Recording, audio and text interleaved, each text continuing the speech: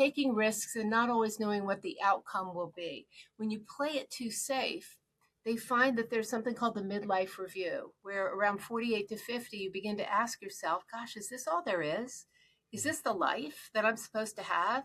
And if you play it too safe, there are three ways to get through this, and only one of them seems to lead people to a better, happier life.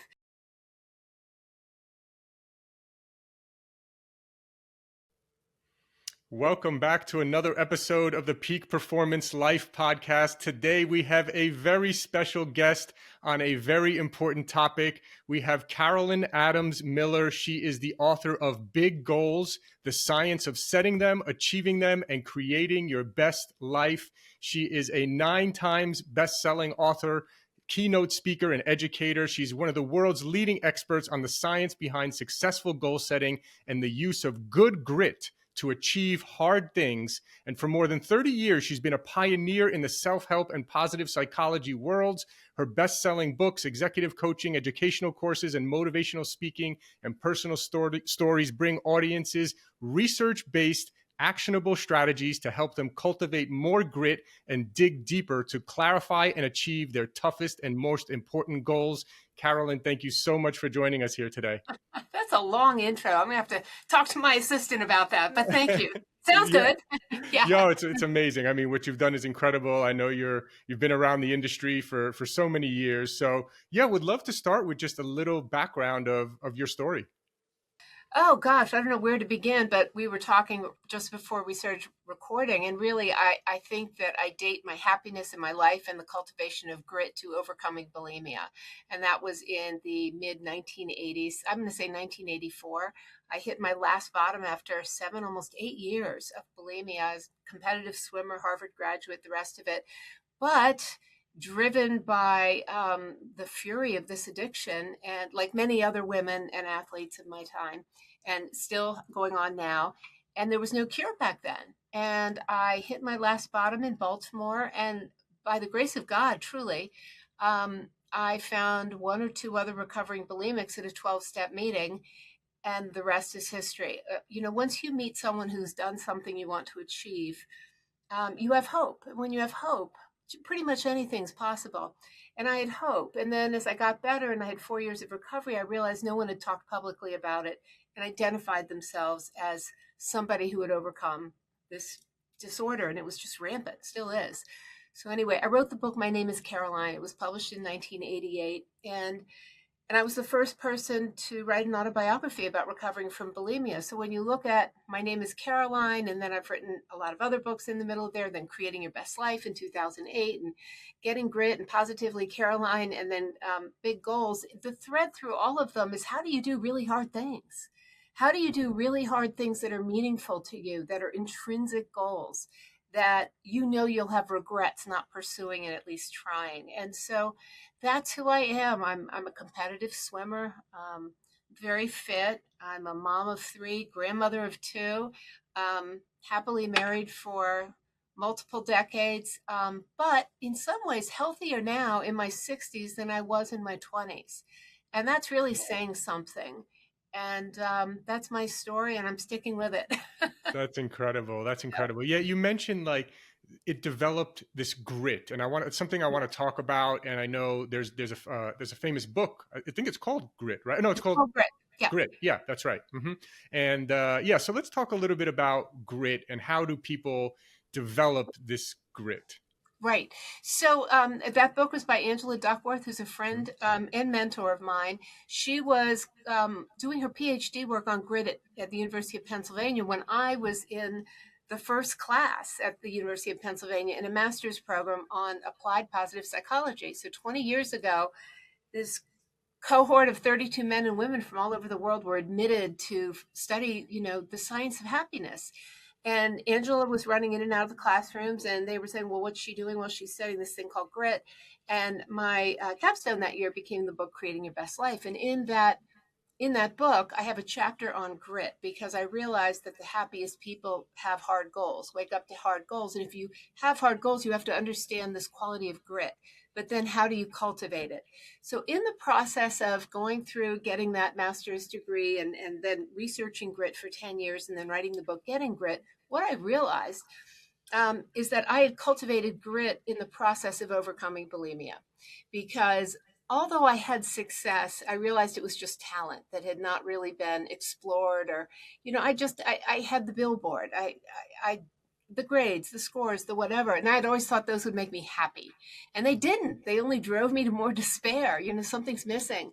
And so when I hit my last bottom at the age of 22, that was my goal to recover. It wasn't anyone else's goal. And I wanted to live more than I wanted to die. And I was willing to do whatever it took. And the way you cultivate grit is by picking hard things and not being a quitter, and by finding ways to augment your willpower. It's called self regulation in the research. I know you've referenced the marshmallow study. I talk a lot about Walter Mischel in my books and that early research that's now been, deepened. And I did it by delaying gratification, by sticking with people who had stories of recovery. I became happier by giving service to people who also needed support. I stopped drinking, and that was also part of delaying gratification. I kept my eye on the prize, and I just had a passion for living. And the way people cultivate grit is by having a meaningful goal. You probably are familiar with the word sitzfleisch, which is put your butt on the seat and just apply yourself. It's a great Yiddish word, I think. And I just wanted to live and be married and have children. And unfortunately, I was part of this first group at Harvard that was studied the athletes, the swimmers and runners, and that's where they came up with this very famous finding on the female athletic triad. Never getting your period, bone density issues, and eating disorders. I almost couldn't have children. And so I wanted all of those things, and I had to want them for myself and not for someone else. You cultivate grit by doing hard things that are meaningful to you, and you're not going to get a trophy at the end of the day, but you'll have the satisfaction of knowing that you did it and you gave your best. And that's what grit is. Oh, that's so good. I'm already getting inspired here because I have to admit, I feel like I've reached a little bit of a place of a little bit of, I wouldn't know if it's, I don't know if you'd call it complacency or maybe just like, my kids are a little older now, and I used to just spend every moment free time I had with them, and now they're a little older, and I find myself Mhm. having more free time. And my business is kind of set up with good systems and structures where I don't have to be, grinding in the business 12 hours a day Yeah. anymore. And so I'm personally reaching myself, and I know many other people as well. I have many friends who listen to this podcast who work their job and they want a little more, but they're just kind of like it's kind of like coasting or cruising, and you Oh, kind of yeah. get comfortable. Yeah. So yeah, how can we how do we get inspired and and set these bigger goals? Maybe this is a good transition into your new book called Big Goals. Yeah, Yeah. Well, there's a lot of questions there, and yeah. I'm not sure how to address all of them at once, but I will start with the fact that zest is a quality that's very high in children and very low in adults. And Mm, one of the things we know in positive psychology is that quality of joie de vivre, of like waking up and being curious about the world, what's out here for me, taking risks, like children learning to walk, falling down and getting back up. We as adults begin to play it safe. We don't want to lose our reputation. We don't want to fail. We want to feel good about ourselves. The more money you have, the more you worry about keeping that money. So you start to just really kind of pull in. I've heard this great quote. I don't know who authored it, but in my area in Washington, D.C., it's like, women sometimes think, or people in their 50s think taking a risk is going to a new restaurant. It made me laugh so hard because I know people who live like that. mm, And you don't want to lose that childlike sense of enthusiasm, which is what's out here that has novelty to it. What can I pursue that I won't regret as I look back on my life? Because most people do have regret. When they're on their deathbeds, one of the top 5 regrets of the dying is that they lived somebody else's life, not the one they were meant to live, and they stop taking risks. And so we know that novelty is coded in the brain as a surprise and a good thing. So when was the last time you did something for the first time? When was the last time you were spontaneous? When was the last time you said yes, but you really wanted to say, no, I want to stay in and watch Netflix? Those are just some of the things that many people have decided to wrestle with. And some of that happened after 9/11, when people thought, life is fragile. I just saw 3,000 people die, in one day from a terrorist attack. Anything could happen. I think COVID brought about the same thing. And in many ways, it's like the Black Death in Europe, when a third of the population died from the bubonic plague, and then that gave birth to the Renaissance, because everything had to be done new. Everything had to be new. Medicine, education, science, everything was new. We're in a period just like that right now, that I hope is going to lead to the Renaissance, where we really have to identify new ways of doing things. And that's what led me to evidence-based goal setting, because I really do believe this goal setting world has never been disrupted since the 1880s. And I discovered a lot of anomalies in it that led me to see how some people have been disadvantaged by what they've been taught. And the other thing I'll just end with here: smart goals is not goal science. It's a zombie theory that ought to die, but it's still walking among us. So during this time together today, I'm at least going to destroy smart goals. So that's a long way of answering a lot of your questions, but I Yeah. hope I did a little. I Yes. hope I did a little there. Yeah, that was really good. And yeah, I definitely want to get into, because I'll have to admit myself, when I was younger and had these huge dreams, and I would set these enormous goals, like, Mhm. goals that were near impossible. And the problem with that was I just kept missing them. Right. Mm. When you're making $50,000 a year and your goal is I'm going to make millions a year, and then I just kept missing them. And then eventually I kind of started getting discouraged that I wasn't hitting my goals. And then I kind of said, oh, what's the point? I'm just going to do my best. Yeah. And so there's, yeah, I've kind of gone both ways, been on both sides. I'm sure many people listening have. So I'm now, though, I am feeling it now, right? I gotta get back into this goal setting. I gotta do something. I gotta get this done the right way and really make it impactful. So yeah, let's jump into that. Yeah, I mean, people have a lot of ideas about what goals are, and for a lot of people, it's a dirty word, because they've set goals and not achieved them, or they've set goals and not known where to start. They felt overwhelmed, or they set too many goals, particularly too many willpower goals, and we know you can't pursue too many of them at once, because willpower, you only have so much that you can apply towards self-regulating. So typically, a lot of New Year's resolutions involve things like quitting smoking, or starting a weight training program, or eating less, or whatever it is. But all of those involve delaying gratification. So you don't want to pick too many of them. But the important thing is, and this really is the most important thing, there is a science to goal setting. And what stunned me 20 years ago when I went back to school at Penn was one of our earliest assignments that year, October of 2005. Talk about iconic. I just remember this assignment, and I opened it up, and it was Locke and Latham's goal setting theory. And I remember saying out loud, people remember me saying this, there's a science to goal setting? Because I thought I was a goal setting expert. I thought I was. My great uncles went 1-2 in the Olympics in the same event in 1912. They made world history by doing that, set world records. I grew up, as a competitive swimmer, competitive school. Everything was competitive. And I really thought I understood goal setting. I had the books: Brian Tracy, Zig Ziglar, Stephen Covey, all the books. And then I get to Penn in 2005 and find out that all of it's bogus. There is no science in any of those approaches. And so Locke and Latham's goal setting theory is simple and elegant. And it's ranked number one of 73 management theories. The problem is no one knows it, because everyone thinks SMART goals is the way you set goals, or Brian Tracy, or Zig Ziglar, or an influencer says, this is how I did it. Or you hear a special forces guy on a podcast talking about how they do it. And the problem is that's not necessarily the right way for everybody, nor is there a one size fits all approach to goal setting. So it blew my mind. I came home from Penn that weekend, and I went into my office and I started pulling all the books by Brian Tracy and Zig Ziglar and everybody off my shelves. And I found there were no footnotes. There were no footnotes in any of these books. Mm, And what I realized is every one of them had anecdotes, like the Harvard study of 1950. And they were all garbage. They were urban legends. So I realized that the world and companies and CEOs and people like you and me have just been setting goals on sand, trying to build castles on sand. And when we don't achieve our goals, sometimes it's because they've been set poorly from the get-go, because the science wasn't involved. So I think I'm pretty sure I was the first person to bring goal setting theory to the world in 2008. And I married it with the science of happiness. Do you want me to say more about that, or yes. should I stop for a second? Oh, this is amazing. No, please keep going. Yeah. Okay. So there were some there were some mind-blowing assignments that year. I have to say, everyone who goes into this program, if you're lucky enough to get in, it's so popular, but they take about 32 people every year from all over the world to study this science of flourishing. What makes people better? What makes institutions better? What makes countries better? How do you flourish?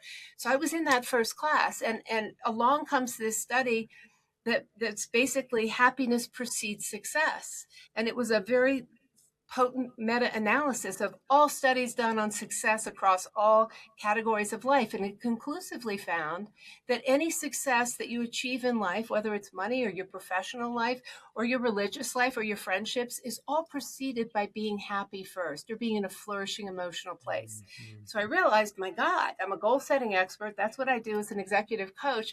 But I can't talk about this goal setting and goal setting theory until I first tell people that you have to up your well-being if you really want to create the rocket fuel of success.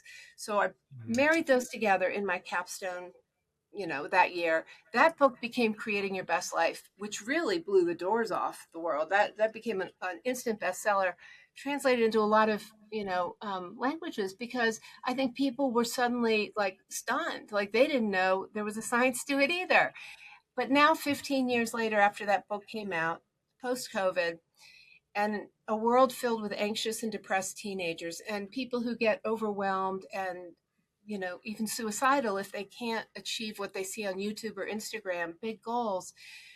I think we owe it to the world and to our children and to young adults to give them the tools of how to really make their dreams come true.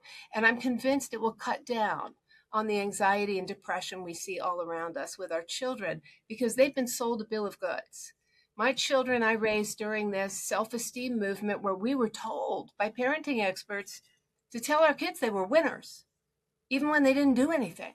They were winners, trophies for all, comfort animals for all, ban sledding, it's dangerous, take down the record boards. They'll be discouraged if they see how fast people used to swim at this pool. I mean, that's a real story, by the way. And so that generation produced more narcissists and sociopaths than confident, well adjusted children. The research is in on that. So I think we Mhm. have to go back to understanding the goal setting theory says that the best outcomes for all goals is only when they're challenging and specific, meaning past your fingertips. If you stretch your arm out, the goals that energize you, that put you in a state of flow, that make you want to wake up and jump out of your bed are past your fingertips. That's when workers are engaged. That's when they, stop disengaging and thinking this isn't the right job for me. They find meaning and purpose in their jobs. There are other parts of goal setting theory too, but I'll just stop there. Is that we have to wake up with a certain amount of zest and curiosity about the world, care about helping other people with their goals as well, but do hard things, because the satisfaction of pursuing something with passion and purpose and leaving it all on the floor, but not waiting for someone to pat you on the head or give you a gas card because you made 3 sales calls. That's where you have the satisfaction of knowing I did the best I could today, and this is the best version of me that showed up today. Yeah. Yeah. That's one thing I always try to think about myself is like, am I doing my best? Did I do my best? When I'm an old man looking back at my life, will I be proud that I did my best? That's kind of a framework that I definitely use quite a bit. But many people might be thinking like, okay, so happiness is a precursor to success, Mhm. but I need the success in order to be happy because right now I'm in debt and I'm a little overweight and I'm Mhm. struggling with this and that and whatever the case may Mhm. be. So I guess maybe backing up a little bit, how do people who are maybe not in a place of happiness, because that seems to be the prerequisite, right? Well, flourishing. So Flourishing. first, Yeah. let me go back to do your best for one Okay. second, doing Yeah. your best. Locke and Latham found in goal setting theory that saying do your best is actually the worst outcomes to all goal setting.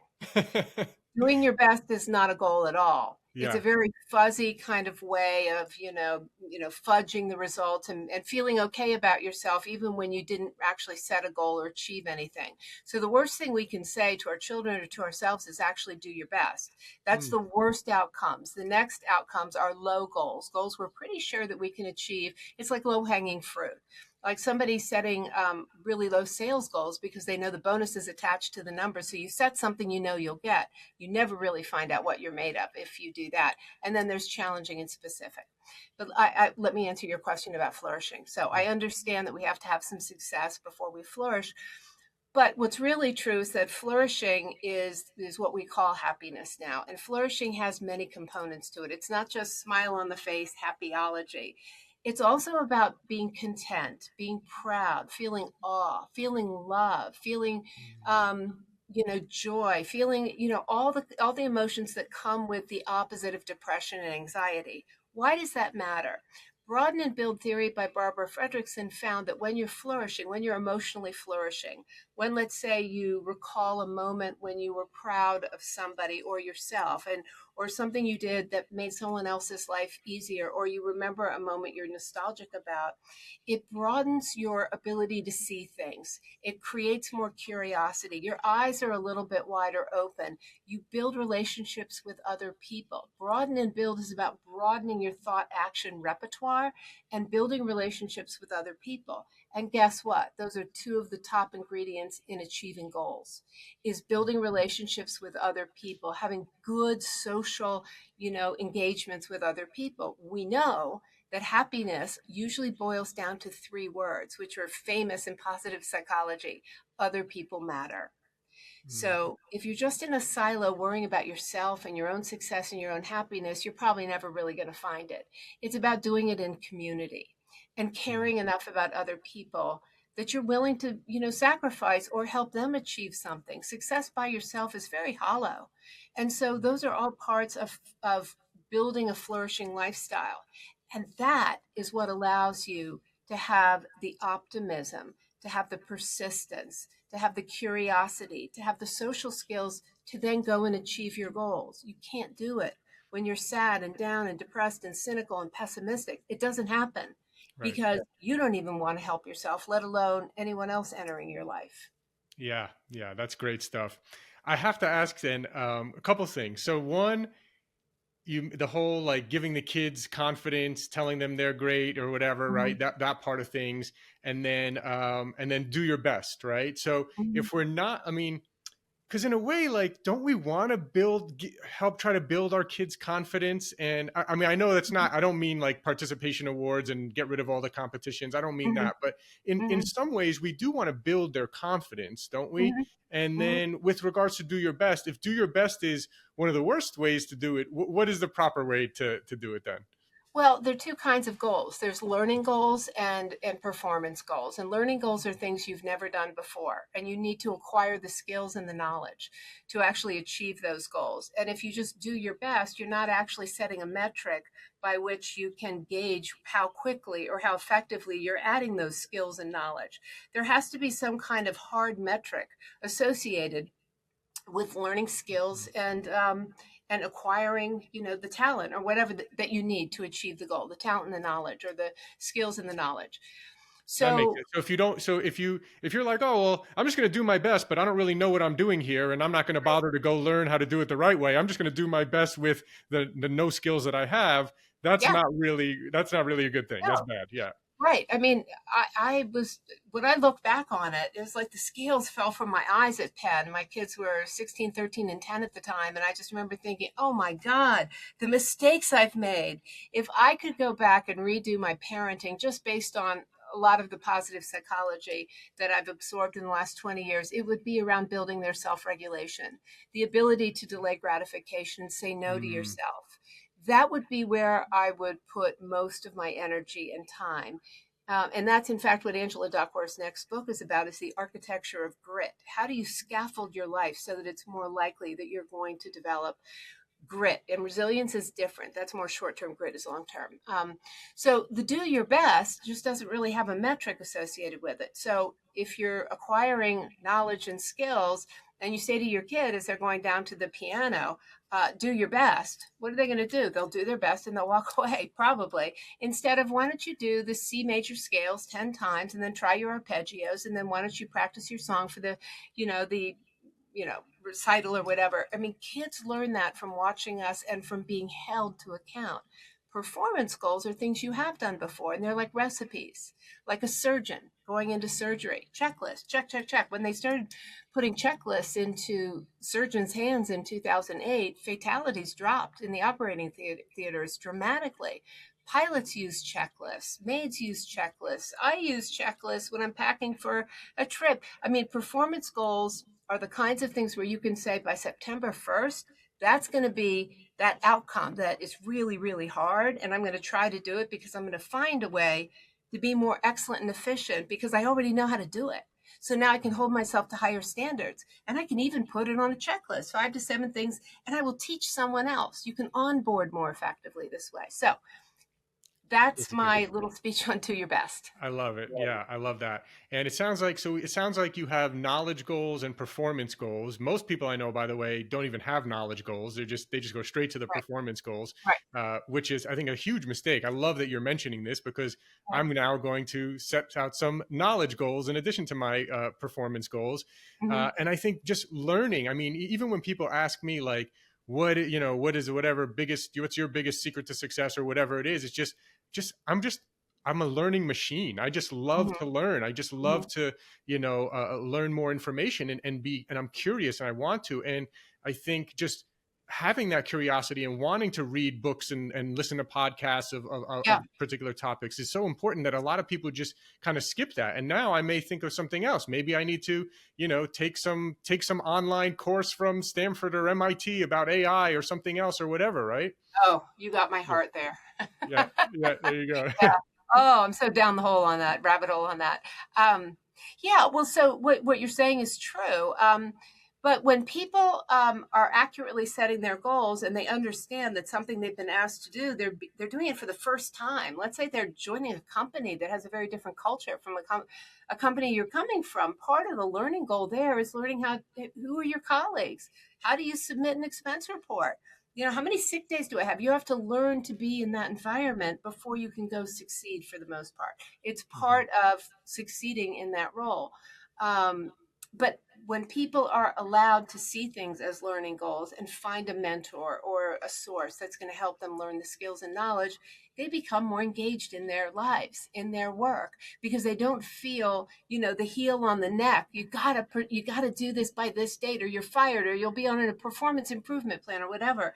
So I'm on a mission to get all managers and CEOs and everything to change performance reviews to make sure that they reflect learning goals and performance goals, and to weight them appropriately, because the problem is everything seems to become a nail and you're the hammer, when in fact it's not all nails and a hammer. There's some screws over here that you got to pay attention to that are called learning goals, and those are different tools, but you have success applied to both of them depending on how you acquire the knowledge, the talent, or the efficiency, or whatever. First question you should always ask yourself when pursuing a goal is, what's new? What's the newest, most efficient, effective way to add these skills and knowledge? Even if I've done it before, maybe there's an air fryer out there and I can do it better. So this recipe from grandma that I know how to do, I've got my checklist. Maybe the air fryer will do it faster. So you always have to keep an open mind about what's new. As I said earlier, we really are in a learning condition all over the world. It's rare that everybody had their lives turned upside down all at once. And we've all had to learn new ways to see our kids educated, have medical appointments online. Everything's new. So we might as well take advantage of it and make sure we have learning goals and performance goals, not just performance goals. Yeah, yeah, I love that. And I think that a lot of people miss the fact that when you learn new things, it builds your confidence naturally. You Mm-hmm. now feel like, hey, I'm more comfortable because I learned a lot about this. I'm not like completely not knowing what's going on. Yeah. So yeah, I think it's a really important point. I do want to transition a little bit into, for people listening, I'm sure they are going to want to be able to walk away with this with some sort of more framework or better idea of Yeah. how they're going to set their goals. So we talked a little bit about the two different types of goals that you mentioned. Is there more to it than that? Yeah, there's a lot more to it. So Yeah. this is why I wrote the book Big Goals, because I spent 20 years thinking through, after goal setting theory, which the world just didn't seem to know, what else do you have to do? So it's not just what do you have to do, it's how are you going to do it? And this is where positive psychology and all this work that's been done on mindset, Carol Dweck's work on mindset, and Angela's work on grit, and the Values in Action Institute in Cincinnati, the character strengths. All of this research is now teaching us new ways to come in and prepare ourselves to be more successful, whether it's mindset or resilience or grit or well being or the rest of it. So, in the book Big Goals, I break this down in a way that everyone ought to be able, your teenager, your baseball coach, everybody should be able to sit down and go, okay, here's what a learning goal and a performance goal is, and here's why I thought SMART goals was a thing. And so I make sure that everyone has the evidence for why it comes down to goal setting theory. Then there's 6 pillars after that that very conveniently have turned out to be bridge. And you have to go through the prompts for each one, and then you have a success recipe. If you answer all the prompts that go along with brainstorming, for example, I mean, you have to do brainstorming in the right way. And the question is always, what's new? But there are lots of other questions you need to ask yourself. You have to brainstorm in the right way. Go into that. Then there's relationships. And it's like, who's going to be in your life? Who needs to be in your life? Who do you need to keep out of your life while you're pursuing this goal? Someone who rains on your parade all the time, who doesn't have your back, who doesn't want you to be successful. Those are some of the questions. And you have to look at the investments, time, energy, money. What do I have to invest in the process of pursuing this goal? What do I have to think through before I get going? Because everyone just wants to get going. And then D is decision making. A lot of people don't understand their own decision making process. And so you have to understand where the noise and the bias are in terms of how you make decisions. And do you have a quit coach? You have to know when to quit pursuing your goal. And so then there's good grit. You know, do you have enough resilience, self-regulation, et cetera? What do you have to do to up it? And then excellence is, what is that high, challenging, and specific standard that you are shooting for, that you're going to measure? You're going to know if you're getting warmer or colder. So I have an AI tool that should be coming out in the next few months that will walk everyone through these prompts. And at the end of it, you get a success recipe, you get a plan. And let's say you're in a company, you can take it to your manager. Say, this is how I'm going to pursue this goal. This is how I should be graded on my performance reports. No more fuzzy performance reviews. This is going to be the accuracy that's missing in the goal setting process. So I'll just stop there. Those are some of the other areas. The book is very thorough in going through them. Yeah, definitely highly recommend people get the book and really spend the time on this.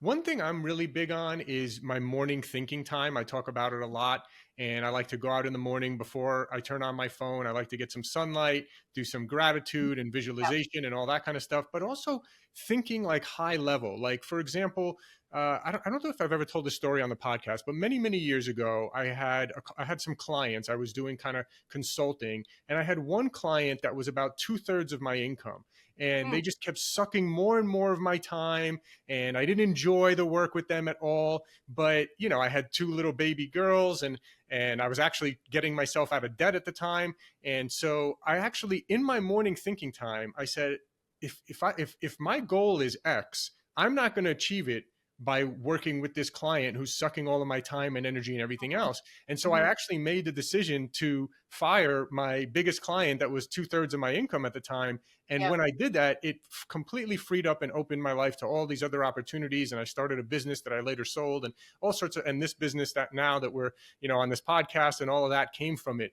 And I could have just worked harder on the wrong goal, but luckily, because I actually, and so many people, we just wake up, we go on our phone, we start searching, and then we let other people, and we don't really stop and think like, hey, what do I really want? What would really be that ideal version of myself, and how can I change and set different goals around that ideal projection? Well, see, you just outlined perfectly what I said was this meta-analysis that came out in 2005. Happiness precedes success. And you knew deep down that if you stayed with this client who was a vampire and just sucking your energy and your optimism out, I mean, there's all kinds of research on the positive to negative ratio of events and words in your life that you have to have. And it's 4 positives for every 1 negative. And it could be a nonverbal negative, but you were probably drowning in negatives, which would have been 4 positives over and over and over again, drown the negatives. On some level, you intuitively know that you had to flourish if you were going to succeed and get out of debt. and be a happy father. So it sounds like it came true for you as well, Yes. but you took a risk. And that's part of creating your best life is taking risks and not always knowing what the outcome will be. When you play it too safe, they find that there's something called the midlife review, where around 48 to 50, you begin to ask yourself, gosh, is this all there is? Is Mhm. this the life that I'm supposed to have? And if you play it too safe, there are three ways to get through this, and only one of them seems to lead people to a better, happier life. So one way is coulda, shoulda, woulda, looking in the rearview mirror. God, I could have done this, I could have done that, and then you do nothing. Second is to assess, gosh, is this all there is? Well, I'll set a few goals. And that doesn't work either because you have no accountability. The third way is to assess what's going on, realize you have energy going in the wrong direction, and you have accountability to actually change and pursue those goals. Because when you just make promises to yourself with no accountability, they don't go anywhere for the most part. Very rarely do people succeed. I mean, look at Olympic athletes, they all have coaches. You've got to be held accountable. And, but many people choose to look away because they don't want to do hard. And doing hard is part of finding out not just what you're made of, but who has your back, who wants you to be successful. It's interesting. There's some research showing how to know who has your back too, and it's how they respond to your good news. So Mm, if you have good news or a big dream and you float it in front of them, if they do not respond with curiosity and enthusiasm, they just gave you enough information for you to wall them off, to not take their calls all the time, to not have them at your birthday celebrations, because they just told you that they are either passive aggressive, passive destructive, or active destructive, and their energy, their words, their actions are all going to corrupt your approach to pursuing something hard. And so it's called active constructive responding. And the researcher, Shelley Gable, said, my God, float a piece of fake news. Just make it up just to see how people respond. She said it's like hitting the red smoke alarm button. Just find out. So I tell everyone, float some good news and just see what happens. Here's the problem. I wish I had $1 for every time someone said that people in their family were not happy for them. right. And they think, well, I got to have them in my family. That's my blood. Well, you know what? Not necessarily while you're pursuing these big goals. Maybe you need to have a whole different circle of people who have your back. So when you Yeah. do hard things, you find out who has your back, and it might surprise you who does and who doesn't. Yeah. Yeah. I was just literally yesterday speaking with a good friend of mine, and he became successful and he got a nice house. And his brother told him, I can't bring my wife and kids to your house because then they're gonna see what you have and what we don't have.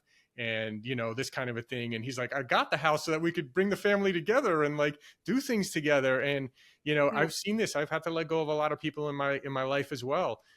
So yeah. yeah, 100%. I absolutely agree. And the coaching and mentor groups that I've been involved where these kind of mastermind groups, or having a coach and having being part of these peer groups, those are the ones that they've always seemed to have my back, inspire me. They believe in my goals, and that's been one of the biggest keys to my success. Is I've developed new friends over the Mhm, years. I actually have very few friends from my childhood that I mhm, still keep in touch with.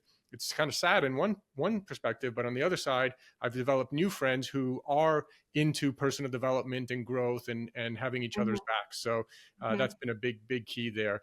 I want to go back to real quick though. You mentioned that SMART goals are not mhm, the right one. So if I'm mhm. remembering correctly, some people probably know. So SMART is like specific, measurable, actionable, and I can't even remember the other See, two. you just gave away why the research has disproved its efficacy. Yeah. So it's called jargon mismatch syndrome. The SMART stands for 55 different things, it turns out. And so it could be specific, it could be measurable, it could be manageable, it could be metric based, it could be actionable, action oriented, attainable, it could be realistic, relevant. I mean, I could go on and on about all the ways it's been bastardized. The point is, if you just use one of the most common definitions, which is realistic for goals, you absolutely just violated goal setting theory. You just violated it, because Locke and Latham found through thousands of studies in labs and in real world settings, studying loggers, for God's sake, at the American Pulpwood Association. I mean, they did everything. These two men decided to join forces, and with a lot of humility, do this work together as opposed to operating, separately. And what they found over and over is challenging and specific goals are what always get the best outcome. So if you just take SMART and use realistic or reachable, you've already just blown up the number one theory in all management, studies in business schools. That's not accurate. The problem is it's sticky. And this consultant in 1981, he wrote an article for like the American Management Studies thing. George Duran is his name, and it was sticky. And because it was sticky, it stuck. Mhm. And I am on AI enough and all kinds of tools to see that it's been trained mostly by white male engineers who have put SMART in there as a goal setting approach, and it's wrong. Mhm. And another thing I really feel compelled to talk about is that all the productivity systems that have reigned in this country, if not all over the world, since 1881, when Frederick Winslow Taylor did time and motion studies at the steel factory where he was working. He just saw how long did it take each man to do this job. He thought, you just make it more efficient, then you set goals and that's how you change it. That went to Henry Ford and Fordism, and then management by objectives with Peter Drucker, and on and on. Every one of these systems started in 1880, right through Andy Grove at Intel in the 70s with OKRs and KPIs. These were all set by white men, and they were set by white men, endorsed by white men, implemented by white men, and it completely goes against the gender prescriptions for women. And so leadership is always associated with the kinds of behaviors that women are socialized to never put out there. And that is agentic behavior, goal directed behavior. So, for example, I have a lot of female CEOs who've had to get out of YPO because it feels like a bro culture to them. And they don't feel like the things that are discussed in the forums or whatever apply to them. The approaches don't work for them because women are judged by different standards. I'm sure you've seen this Mhm. as well. Yeah. And so in big goals, I tackled the whole issue of how do you know that this success approach you're hearing about or what you're pursuing in your own recipe, how will it work for you? Well, you better find someone who looks like you, has your background, has your gender, and has succeeded. Because if you're just listening to dude podcasts, and I listen to a lot of dude podcasts, and one day I realized I'd listened to 7 hours of white men talking to white men about white men, and I thought, whoa, this has become white noise. I like white men. I got two of them as sons. I got married to one. But my God, we've just gotten used to hearing success prescriptions from people who don't look like me, sound like me. We're not special forces. We're not Mhm. US presidents. And so you have to step back from this whole conversation about goal setting and realize this is a field that has not been disrupted since 1880. And there are gender breakdowns on all the research now that we're just finding out. If it works for men, it doesn't necessarily work for women. So stop and ask yourself different questions. They're all in the book. How do you make sure this is going to work for me? Sorry. Mhm. No, that's great. This is good stuff. And so a couple of things I want to kind of come back because I know we're kind of getting close to the end. Number one, actually, I wanted to ask you what's your thought on setting specific number goals? Like, I want to make X amount of dollars this year. Is that a good goal to have? It depends on how you're setting it. If you made $250,000 last year, and then there's been a technological breakthrough that allows you to be more efficient in how you do it or more productive because you can create agentic beings on the internet doing stuff, then if I were to coach you, I would say, well, where did you come up with this idea of 10xing it?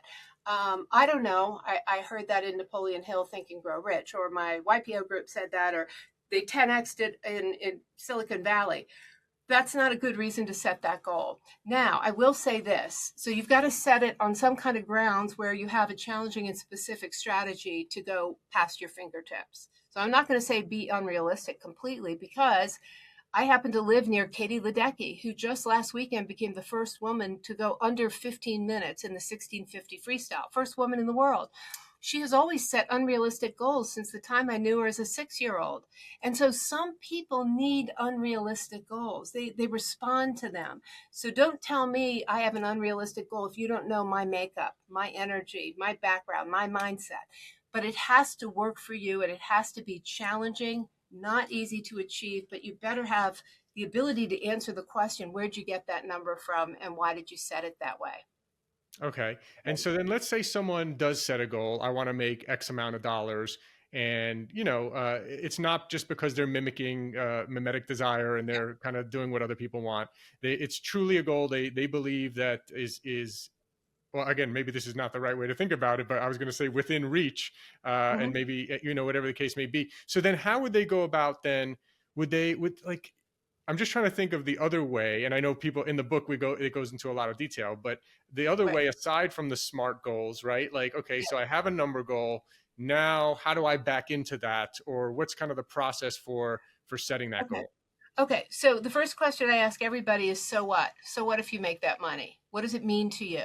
Because you got to make sure it's intrinsic or extrinsic. If it's intrinsic, it's yours, and you can talk about why that amount is meaningful to you. It allows you as an immigrant to be able to educate your children and make sure that your mother has, a comfortable whatever retirement, and that you can be philanthropic or whatever, but you better be able to answer my question, so what? Because if you're just out there throwing numbers around, then it may not be the goal that makes you happy. And there's all kinds of research on that, because money doesn't make people happy. The more you have, the more you worry about maintaining it or getting more. But what you're saying is throw out a number. That's a performance goal, and a performance goal is something you've done before. So if you know how to accumulate this amount of money, this amount of money, and you know who you have to hire, what you were saying, your business has systems. If your systems are efficient and all you have to do is improve a system, then you can probably say, yeah, I can hit that number. And maybe if I work even harder and find another way to be more efficient, yeah, maybe I can get that too. But you got to find new ways to do it. So be careful of the numbers. If it's a performance goal, you can set a number, but answer the so what question before you do that. Let me tell you really quickly what happens when you mix up performance goals and learning goals, because this is really the thing everyone should understand is when you have a learning goal and you turn it into a performance goal, like Boeing trying to quickly turn around and create a long haul jet that could take people further on the same amount of fuel. That's what created the Boeing MCAS system that cost, I think, 500 some people their lives. And has caused so many midair issues because Boeing skipped all the steps of learning how to make that plane in order to try to compete with Airbus. And they threw it out on the market by not letting pilots go in simulators or Mhm. anything else. They just cut corners. Same thing with Lee Iacocca and the Ford Pinto. Same thing with Sam Bankman-Fried, FTX. Same thing with the Titan submersible, which just imploded and cost a bunch of people their lives.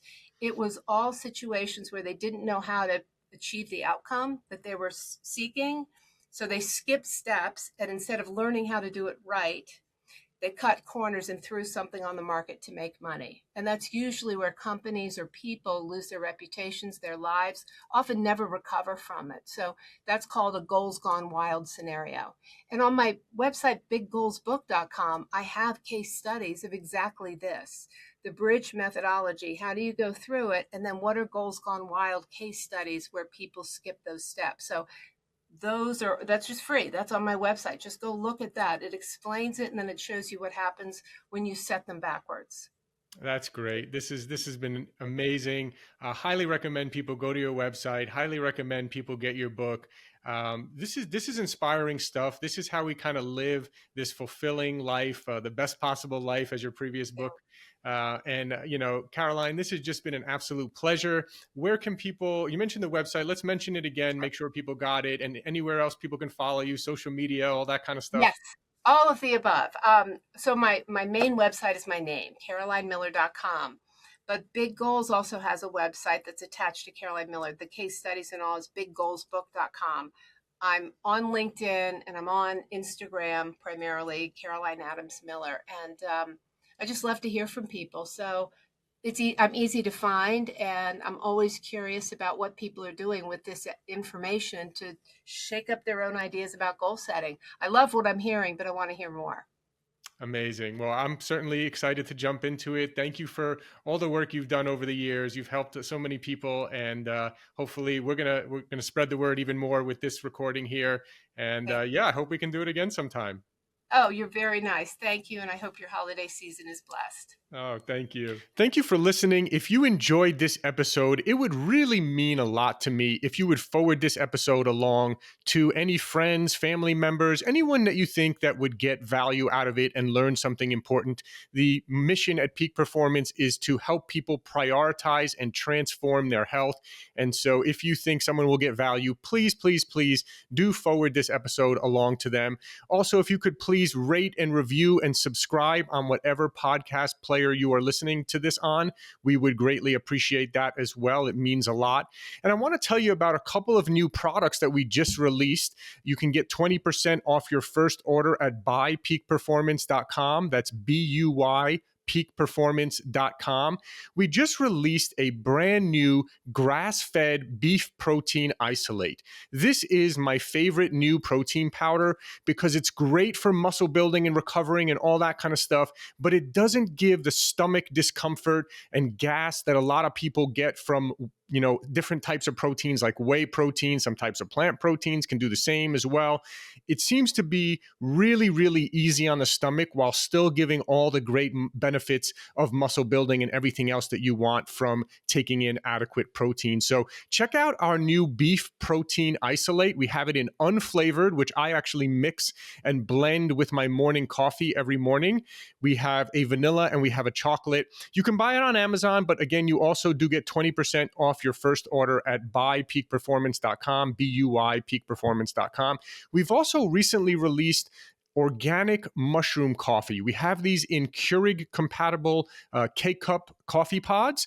We have organic mushroom coffee with lion's mane, reishi, cordyceps, turkey tail, and chaga mushrooms blended with the high altitude organic coffee that we've been using and that we've been famous for years. So that's been a big hit, that one as well. You can get on our website or Amazon, any of our products. And of course, we're always famous for our organic green superfood powder that has almost 5,000 reviews on Amazon with a very high star rating. We're known as the best tasting USDA certified organic green superfood powder with over 25 plus organic ingredients. Again, we also have the organic red superfood powder. We still, of course, have the organic plant protein for those who do prefer the plant protein, but I'm really excited about this new beef protein isolate and all of our other products. We do have over 100 products, so just check us out if you type in Peak Performance Supplements on Amazon or if you go to buypeakperformance.com. Thank you so much, and we'll talk to you again soon.